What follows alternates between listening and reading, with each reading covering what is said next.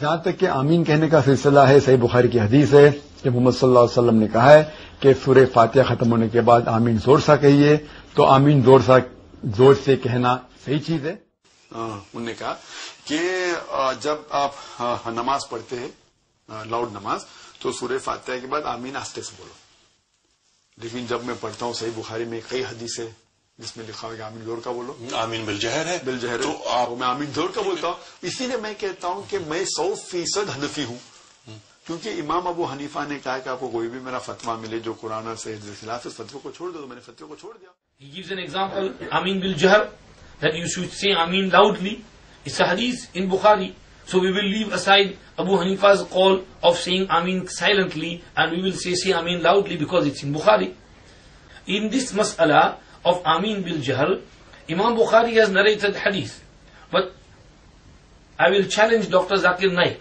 Show me the word of saying loudly in Bukhari. He will fail to do so.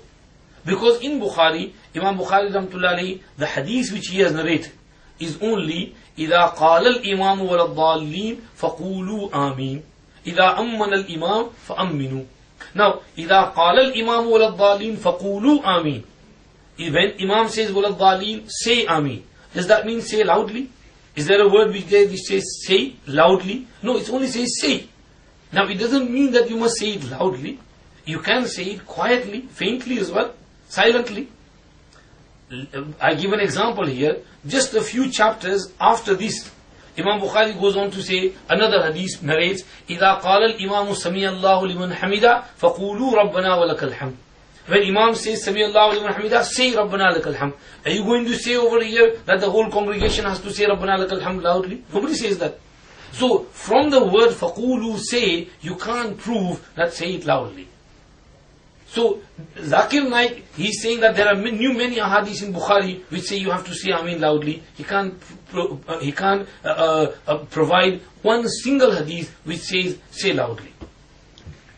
You will go into other ahadith, maybe Abu Dawud, Tirmidhi, Nasai, Sunan, where you will find the loves yajharu, kana yajharu bi Amin, or jahara biha sawtahu, or rafa'a biha sawtahu. But you won't find rafa'a biha sawtahu or jahara bi Amin in Bukhari.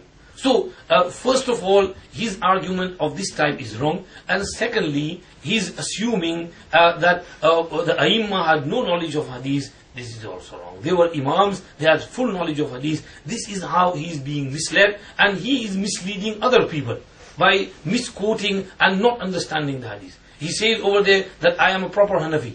Because Abu Hanifa said, when Sahih Hadith, you find Sahih Hadith, then it's my mazhab. So I find this Sahih Hadith. Abu Hanifa said that follow it, so I am following that. I am 100% Hanafi, you are not 100% Hanafi. That's how he misleads people in there. No, my dear friends, you know when we come up to this subject, that Imam said, إِذَا صَحَّ الْحَدِيث فَهُوَ مَذْهَبِي.